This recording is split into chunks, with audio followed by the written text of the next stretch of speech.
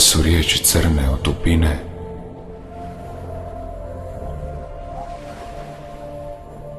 Ove su pjesme zrele i bez buke.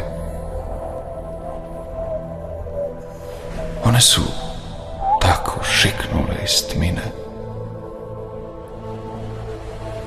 i sada streme ko pružene ruke. Nisam li pjesnik, ja sam barem patnik. I kad su mi drage moje rane, jer svaki jecaj postati će zlatnik, a moje suze dati će đerdane.